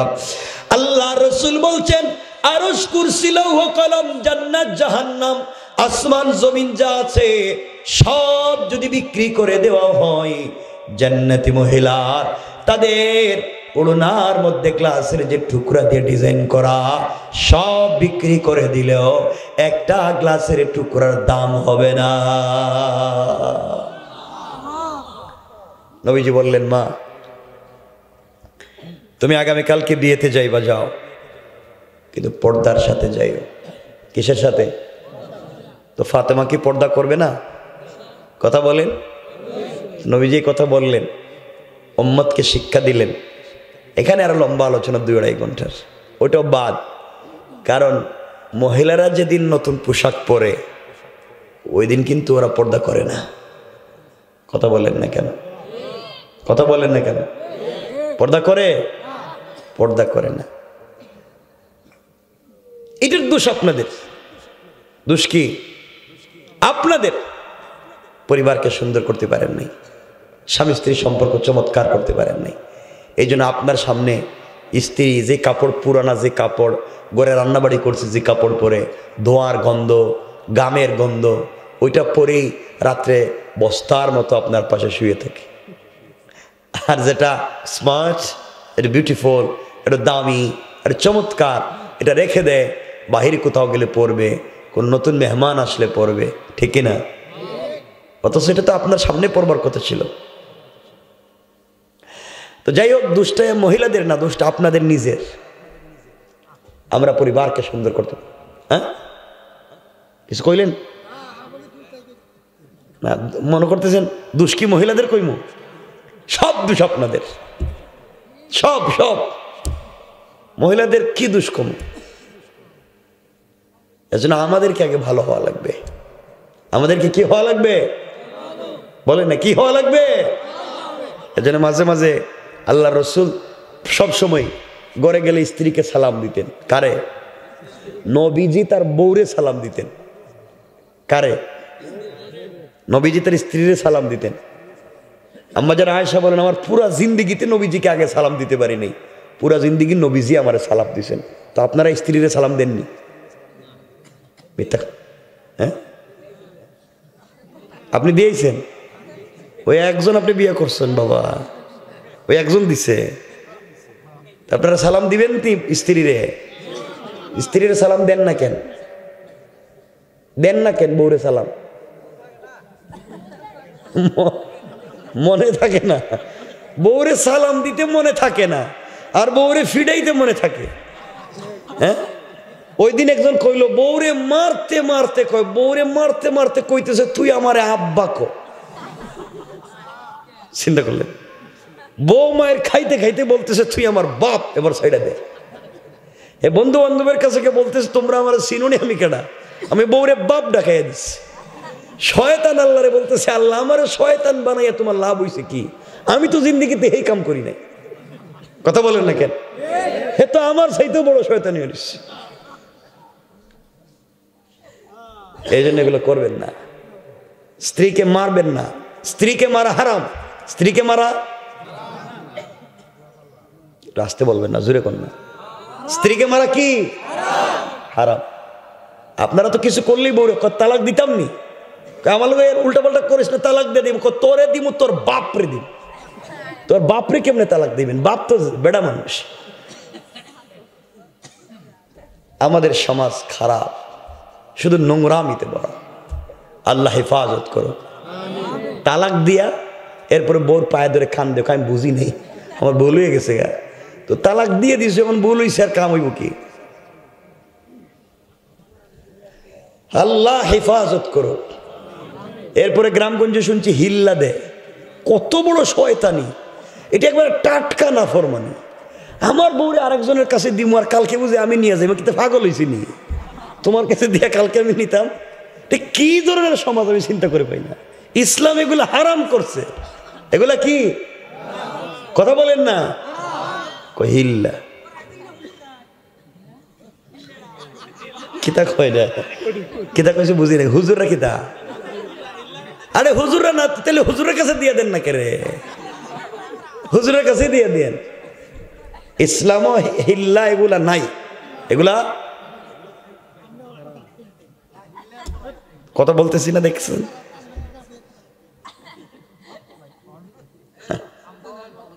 কথা বলতেছি, শুনেন না। আমি যেটা বলতেছি এটা শুনেন। আমি 10 মিনিটে 5 মিনিটে কথা রেখে দিব। চারবার আপনাদের কথা তো আমি চললে হবে না। আমার বন্ধুগণ, কথাগুলো দিল দিয়ে শুনেন, কথা রেখে দিতে চাই। এক পর্যায়ে হযরতে ফাতেমা বিয়ে বাড়িতে পৌঁছে গেলেন। হযরতে ফাতেমা রাসূল পাকের মেয়ে, তার উপরে পড়লেন জান্নাতি কাপড়। বিয়ে বাড়িতে যখন গিয়েছেন, পুরাটা বাড়ি জান্নাতুল ফিরদাউসের কাপড়ে আলোকিত হইয়া, পুরাটা বাড়ি কাপড়ের ঘ্রাণে মুখরিত হয়ে গিয়েছে। এই বাড়িতে যত মহিলারা জমা হয়েছে, সকল মহিলারা ফাতেমাকে জিজ্ঞাসা করে, বোন রে, তুমি গরিবের মেয়ে, আমরা মনে করেছিলাম তুমি বিয়েতে আসতে পারবা না। ও ফাতেমা, এত দামি পোশাক কোথায় পেয়েছো? এত সুন্দর কাপড়, আমাদের কোটি কোটি টাকা দামের কাপড়ও দেখা যায়, তোমার কাপড়ের সামনে কিছুই না। যেই মেয়ের বিয়ে হওয়ার কথা, ওই মেয়ে ডাক দিয়া বলছে, ফাতেমা, এত দামি কাপড় কোথায় পেয়েছো? ফাতেমা বললেন, কিনে আনছি। মেয়েটা তার বাবার কাছে গিয়ে বলছে, আব্বাজান, আপনি বললেন ফাতেমা আসতে পারবে না, গরিবের মেয়ে কাপড় কোথায় পাবে? এমন এক কাপড় পরে এসেছে, আমাকে আপনি যেটা কিনে দিয়েছেন ওই কাপড় দিয়ে তো তার জুতাও মুছা যাবে না। আপনি যদি ফাতেমার মতো কাপড় আমাকে না দেন, আমি কিন্তু আজকে বিয়ে করব না। লাগছেনি পেস? কারণ বিয়ে হওয়ার কোনো সম্ভাবনা আছে? ঠেলে তো নাই, হবে না। আজকে দিমু না বিয়া। আমার বন্ধুগণ, এই বাড়িতে যত মহিলারা জমা হয়েছে, সকল মহিলারা ফাতেমার কথা শুনে তাদের স্বামীদের কাছে গিয়ে বলতে, শোনো, বিয়ে বাড়িতে এক ফোঁটা পানিও কেউ পান করতে পারবে না, সব বন্ধ। আমাদেরকে ফাতেমা যে থ্রেট দিয়েছে, গরিবের মেয়ে যদি এত দামি কাপড় কিনতে পারে, পড়তে পারে, আমরা কেন পয়সাওয়ালার স্ত্রীরা পারবো না? সুতরাং ফাতেমার মতো কাপড় না নিয়ে আসা পর্যন্ত এই বাড়িতে কেউ এক ফোঁটা পানিও পান করতে পারবে না। লাগছেনি বেজাল? পেছ লাগছেনি? এখন সকল মহিলারা ফাতেমারে বলছে, বোন, এত দামি কাপড়, কি সুন্দর ডিজাইন করা, এটা কোত্থেকে পাইছো? কয় টাকা দিয়ে কিনছো? ফাতেমা বলছেন, দেখো, আমি কিনে আনছি, এটা ঠিক, কিন্তু তোমরা তো বাপ দাদা 14 গোষ্ঠীর সম্পত্তি বিক্রি করলে, আমার কাপড় কিনা তো দূরের কথা, আমার তো একটা পাথরও কিনতে পারবে না। সুবহানাল্লাহ বলেন না? মহিলাদের জিদ কম না বেশি? এই কথা যখন শুনছে তখন তারা থ্রেড মনে করছে। দেখছো নি, গরিবের মেয়ে আমাদেরকে থ্রেড দেয়। ফাতেমা, কোন মার্কেট থেকে কিনছো কও? আমরা তো সব মার্কেট চিনি টাঙ্গাইলের। কি কন? মহিলারা দেখবেন সব মার্কেট চিনি, এমনকি মার্কেটের সিপা গল্লিও চিনি। সিপা গল্লি, কোন জায়গায় ফুচকা পাওয়া যায়, কোন জায়গায় চটপটি পাওয়া যায়, এটাও জানি। এমনকি দোকানদারের ম্যানেজারের নাম্বারও আছে। কথা বলেন না কেন? সব ইবাজ করবো না আজকে। ফাতেমা বললেন, শোনো, আমি যে দোকান থেকে কাপড় কিনেছি, এই দোকানের নামও তোমরা কোনোদিন শোনো নাই। আমি যে মার্কেট থেকে কাপড় কিনছি, ওই মার্কেটও চিনো নাই, কারণ এই স্পেশাল মার্কেট, স্পেশাল জায়গা, ভিআইপি মানুষেরা শুধু যেতে পারে। মহিলারা বলছে, ফাতেমা, গরিবের মেয়ে, কি ভিআইপি মারো? আমাদের টাকা পয়সার অভাব নাই, কোন মার্কেট থেকে কিনছো নাম দেখে বলো। ফাতেমা বললেন, তোদের বাপ দাদারাও যায়নি, তোমরাও যেতে পারবে না, বলো মার্কেটের নাম কি? ফাতেমা বললেন, শোনো, যেই মার্কেট থেকে কাপড় কিনেছি ওই মার্কেটের নাম হলো জান্নাত, আর যেই দোকান থেকে, যেই শোরুম থেকে কাপড় কিনেছি ওই দোকানের নাম হলো জান্নাতুল ফিরদাউস। মহিলারা চিন্তা পড়ে গেছে, কই কি, আমাদের মার্কেটের নাম তো বল্টু মিয়ার মার্কেট, হ্যাঁ, আর এটা কি মার্কেটের নাম? কয় জান্নাত, দোকানের নাম জান্নাতুল ফিরদাউস। এটা তো শুনলামই না কোনোদিন। ফাতেমাকে জিজ্ঞেস করে, বোন, সত্যি কথা কত, এটা কেমনে কেমনে কোন দিকে যাওয়া যায়, কোন রাস্তা দিয়ে গেছে? এটা মিরিকপুর দিয়া না আরো কোনো দিকে রাস্তাটা ঢুকছে নাকি? ফাতেমা বলছেন, না, এটা একটা ভিআইপি রাস্তা, ভিআইপি মার্কেটের ভিআইপি রাস্তা, এটা যে কেউ যাইতে পারবে না, রাস্তাই আলাদা। ফাতেমা বলছেন, তোমরা চিনবা না। মহিলারা বলছে, ফাতেমা, তুমি বলো, আমরা দেখে নিব এই রাস্তা কোন দিকে গেছে। ফাতেমা বললেন, শোনো, যে দোকান থেকে কাপড় কিনেছি ওই দোকানের নাম জান্নাতুল ফিরদাউস, যেই মার্কেট থেকে কাপড় কিনছি মার্কেটের নাম জান্নাত, আর যে রাস্তা দিয়ে মার্কেটে গিয়েছি ওই রাস্তা হলো ইহদিনাস সিরাতাল মুস্তাকিম। ও মহিলারা, সিরাতে মুস্তাকিম নামক রাস্তা দিয়া যদি চলো রে, সামনে গেলে জান্নাত নামক মার্কেট পাইবা, ওখানে গেলে জান্নাতুল ফিরদাউস নামক দোকান পাইবা, ওখানে গেলে পরে আমার চাইতে আরো দামি দামি কাপড় পাইবা। মহিলারা চিন্তা করে, জান্নাত, জান্নাতুল ফিরদাউস, সিরাতে মুস্তাকিম, এর নামই তো শুনি নাই, মার্কেট কই পাবো? ফাতেমা বলতেন, সত্য কথা কি, আমি কিনে আনি নাই। কিনে আনো নাই এতক্ষণ কি কইলা তুমি? আমরা কিনে আনি নাই, কিন্তু কাপড়টা আমার সাথে একজনের প্রেম, আমি একজনকে ভালোবাসি, হেও আমার ভালোবাসে, তার কাছে আমি বলছিলাম ওই জান্নাতুল ফিরদাউসটা তারই, জান্নাতের মার্কেটটাও তার সাথে আমার সম্পর্ক। ওর কাছে আমি বলছিলাম একটা কাপড় লাগবে, সে আমার এটা গিফট করছে, গিফট। সুবহানাল্লাহ জোরে বলেন না। মহিলারা, ফাতেমা একটা সম্পর্ক করলার এত দামি একটা কাপড় তোমার গিফট করে ফেললো। আমরাও তো প্রেম করি, আমাদের প্রেমিক তো আমাদেরকে 2 টাকা দিয়ে বাদামও কিনে দেয় না, আর যদি দে ওতে হে অর্ধেক খাইয়া ফেলায়। তুমি কার সাথে সম্পর্ক করছো এত কিছু দেয়? ফাতেমা প্রয়োজন বোধে কিডনি বিক্রি করো, বাপ দাদার সম্পত্তি বিক্রি করো, এরপরে মার্কেটে যাবো, তোমার প্রেমিককে তাকে দেখবো, এখান থেকে কাপড় কিনে আনবো। সুবহানাল্লাহ বলো। ফাতেমা বলছেন চাইলে তো যাইতে পারবে না। কেন? ওই রাস্তা দিয়ে যাইতে গেলে একটা আইডি কার্ড লাগবে, পরিচয়পত্র লাগবে। আইডি কার্ড ছাড়া এই রাস্তা দিয়ে কাউকে যাইতে দেয় না। আইডি কার্ড থাকলেই হবে না, এটা পিন নাম্বার আছে আইডি কার্ডে, ওই পিন নাম্বার মনে রাখতে হবে।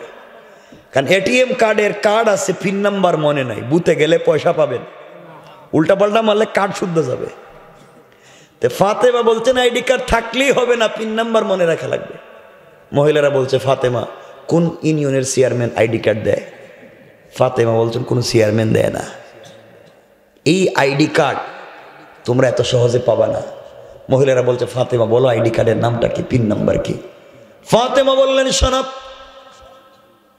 সিরাতে মুস্তাকিম নামক রাস্তা দিয়ে চলতে গেলে যে আইডি কার্ড লাগবে, আইডি কার্ডের নাম হলো ইসলাম, আর পিন নাম্বার হলো লা ইলাহা ইল্লাল্লাহ মুহাম্মাদুর রাসূলুল্লাহ। ও মহিলারা, তোমরা যদি ইসলাম নামক আইডি কার্ড ধারণ করে লা ইলাহা ইল্লাল্লাহ নামক পিন নাম্বার মনে রাখতে পারো রে, সামনে গেলে জান্নাত নামক সিরাতে মুস্তাকিম নামক রাস্তা পাইবা, আরো সামনে গেলে জান্নাত নামক মার্কেট পাইবা, আরো ভিতরে গেলে জান্নাতুল ফিরদাউস নামক দোকান পাইবা, ওখানে গেলে আমার বন্ধু আমার মালিকরেও পাইবা। আমার মালিকের সঙ্গে যদি সম্পর্ক হয়ে যায়, আমার চাইতে আরো দামি দামি কাপড় গিফট পাইবা। আল্লাহু আকবার। মহিলারা বলে ফাতেমা কব আইডি কার্ড কার কাছে আছে? দরকার হলে সব বাদ দিব, আইডি কার্ড লাগবেই। তুমি এত দামি জিনিস আনবা ওর কাছে সম্পর্ক কইরা, আর আমরা পারতাম না, আমরাও দেখে নি। ফাতেমা বলছেন এই আইডি কার্ড তো কেউ দেয় না, এই আইডি কার্ড বিতরণ করেন একমাত্র আমার আব্বা। সুবহানাল্লাহ বললেন না? এই আইডি কার্ড তোমার বাপই দেয়, এই পিন নাম্বার তোমার বাপই দেয়, এই সিরাতে মুস্তাকিমের পরিচয় তো আমাকে আমার বাপ দিছে, এই জান্নাতে জান্নাতুল ফিরদাউসের পরিচয় তো আমার বাপ দিছে, এই মালিকের সঙ্গে প্রেম তো আমার বাপ করাইয়া দিছে। আল্লাহু আকবার। আর বাপ ছাড়া এগুলা সম্ভব না। মহিলারা বলছে ফাতেমা তাহলে আমরা এতদিন কি করলাম? তুমি গরিবের মেয়ে হইয়া যদি এত দূর পর্যন্ত যাইতে পারলা, আমরা ধনীর মেয়ে হইয়া পারলাম না, সুতরাং আমরা যাইতে চাই। ফাতেমা বলছেন যাইতে গেলে হয়তো এই কালিমা পড়লে অনেকের স্বামী স্ত্রী সম্পর্ক থাকবে না, বাবা ছেলের সম্পর্ক থাকবে না, মারামারি লেগে যাইব, তোমার এই ভেজালে যাওয়ার দরকার নাই, তোমাদের কালিমার দরকার নাই। মহিলারা বলে ফাতেমা দরকার হলে বাপ দাদা স্বামী স্ত্রী সব সম্পর্ক ছেড়ে দেব, তুমি যদি পারছো আমরাও পারবো। তুমি যেমন দুনিয়া শান্তি নিচ্ছ, আখিরাতে তার সঙ্গে প্রেম করে জান্নাতে যেতে চাও, আমরাও তোমার সঙ্গে একই জায়গায় সেই মালিকের সঙ্গে সম্পর্ক করে যেতে চাই। আল্লাহু আকবার। এই কথা বলে একসাথে সকল মহিলারা বলছে ফাতেমা দেরি করা যায় না, হাত বাড়াইয়া দাও। এই কথা বলে একসাথে 350 জন মহিলা অথবা 472 জন মহিলা একসাথে কালিমা পড়ে মুসলমান হয়ে যায়। সুবহানাল্লাহ জোরে পড়েন। এইবারে সব মহিলারা মুসলমান হয়ে গেছে, সব মহিলা। চিন্তা করে এই বাড়ির একটা পুরুষ মুসলমান হয় নাই, সব মহিলারা মুসলমান। এমনকি যেই মেয়ের বিয়ে হবে সেই মেয়েটাও মুসলমান। এখন এই বাড়িতে কি চলতে আসে? পুরুষে একটাও মুসলমান হয় নাই, সব মহিলারা মুসলিম। বাড়িতে এই মুহূর্তে কি করতেছে? মেয়ের এই বাড়িতে কি করতেছে? পুরুষদের সঙ্গে মহিলাদের কি হচ্ছে? এই মেয়ের বিয়ে হবে কি না, হইলে কার সাথে হইল, এই ছেলের কি হইল? ফাতেমা কেমনে বাড়ি থেকে নিজের বাড়িতে ফিরে আসলেন, কেমনে আসলেন, আর তার পরনের কাপড়টা বা কোথায়?